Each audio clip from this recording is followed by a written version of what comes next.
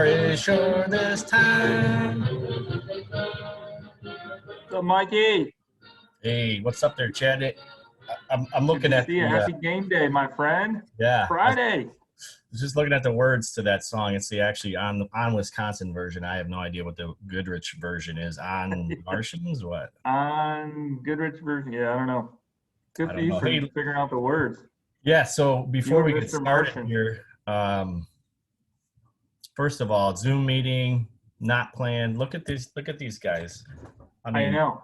We are just same shirt, professional, man. Blue hats. Got the hat. You got the Michigan hat. I went with the Martians. Yeah. I don't have a cool Martians hat like that, but yeah, it is. It's a big weekend, Chad. We've got Halloween. Kids are trick or treating. Sure. Hopefully we'll get some candy. Full moon. We got Michigan State. I know, Michigan. You're more of a Michigan State. You don't really care, actually. Michigan rolled last week. That was fun to watch, actually. Yeah, and then obviously Joe Milton could throw the ball over that mountain over there. Yeah, we'll see. Hopefully that it's a good game tomorrow, and then tonight we've got football playoffs in the high school. Playoffs. Yeah. So before we get to that, the full moon tomorrow night too. Should be crazy. Oh, well, there you go. So hey, before we get to that, let's go review last week. So it's been a long time. I was racking my brain this morning. I didn't look anything up, and I was like, "Yeah, we played Kersley. That was last week." So I know you were there. It seems like 2 weeks ago. Yeah. So just give me a rundown of that game. I For sure. You got the stats in front of you. Absolutely, ready to rock. Kersley win last week. Won 29-7 on the road at Kersley. Kersley led 7-0 after the first quarter. Goodrich bounced back with a touchdown early in the second. Actually led at halftime 13-7. But it was just a quiet game. And then second half kickoff, Clayton Burnett takes it back 70 yards right on the middle of the field for 70 yards for a touchdown. And then the defense just clamped down. Actually, a special teams touchdown in the end zone. Zach Legatt, the sophomore, with a fumble recovery, and Caden Kolonowski field goal. So, 29-7. They went in on the road, played a tough team. The defense, if you look at over the season, we've had 3 shutouts. And if you look at what Kersley did last night, they played Clio in the first round of their playoff game, and that Braylon Silvas, he had 5 rushing touchdowns, 3 touchdown passes, so 8 touchdowns in that game. And if you look at what Goodrich did against them last week, they pretty much shut them out. So it was just a great defensive effort. Like I said, just kind of a whole-hum game. Came out, they did their job. Got touchdowns. Matt Warren had a touchdown reception. Joey Powers had a touchdown run. And I mentioned kind of the changing of just the momentum in that game was Clayton Burnett taking it to the house to start the second half. So it was a fun game before they build on it and starting the playoffs tonight against Armada. Armada. So I looked it up. Obviously, Armada, it's a little bit east of us. It's actually Blue Water Conference. Yeah, they're I think they're orange and black. They're the Tigers. They if you were a bird and you were to fly from Goodrich to Armada, it would take 31.8 miles. Nice job on that research. Yeah, and if you drive your car, you take Oakwood Road and you kind of go back that way. It's like a 40-mile drive for the Armada folks. It's in Goodrich, right? It's a home game. It's in Goodrich. Probably a lot of dirt roads between Armada and Goodrich, I would imagine, up there in the boonies. I think is that close to like Romeo out that way? I think so. Yeah. I don't know if I've ever been to Armada. I think I accidentally went there one time. And what else did I find out? Oh, last time we played them was in 2008, October 24, 2008. Goodrich won 38-0. So there you go. Let me think. That was after the Kirk Ellsworth era. That was probably the Kyler Ellsworth era, the Joe Boyster area. I'm sure we probably rolled them in. A good squad back then. Yeah, they're coming in at 3-3 out of the Blue Water Conference.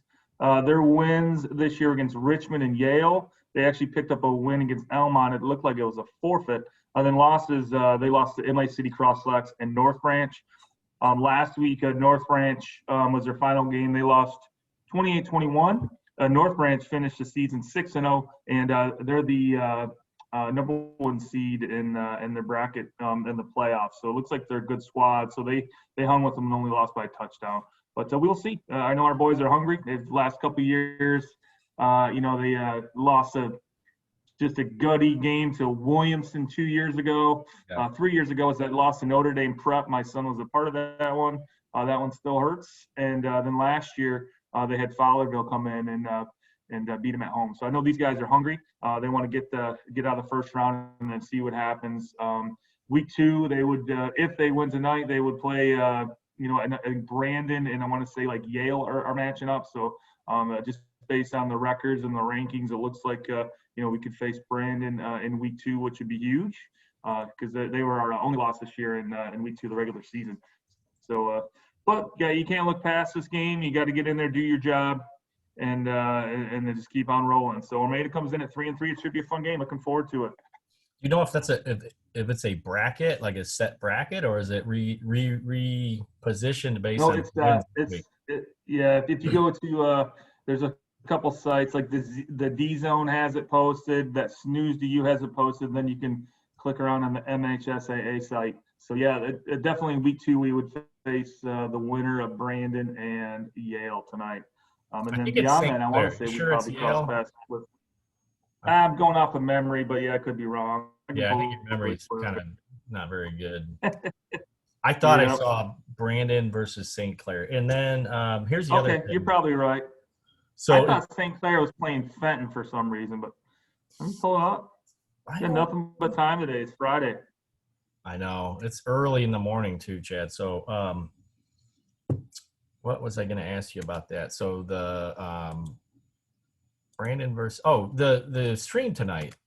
So I'm assuming we're streaming the game. Same thing, sportscopelive.com. It's Sportscope at 6:30.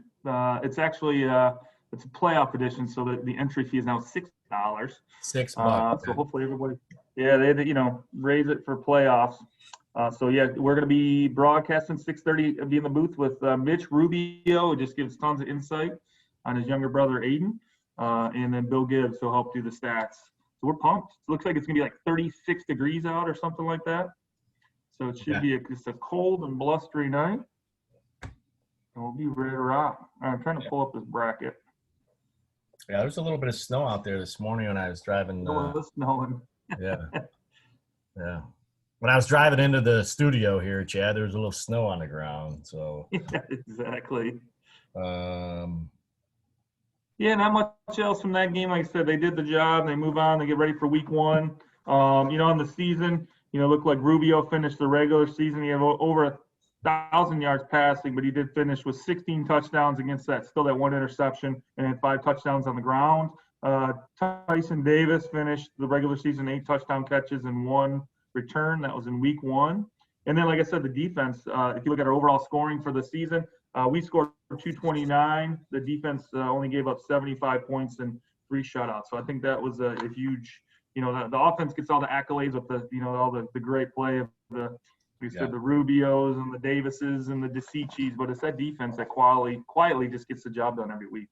So I think the defense. I think the defense can be key for us making past Brandon or whatever happens in the second round, getting out of the district. So exactly, looking forward to that. It'll be fun. So like I said, I know they want to get that the show on the road tonight and keep this thing rolling. So yeah, you are correct, Mike. As always, you're the brains of the operation. It is St. Clair against Brandon.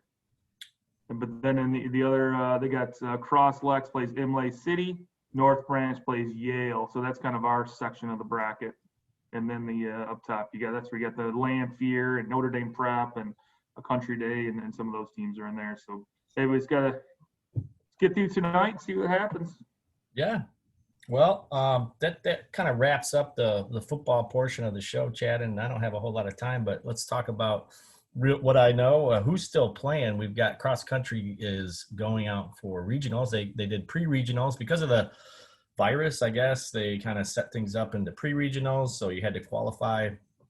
Went out there, it was a good run. They got to the regionals this weekend, so they'll be running tomorrow morning in Linden, and hopefully they got to finish top 4. It's gonna be tough. Hopefully they'll get on to states from there.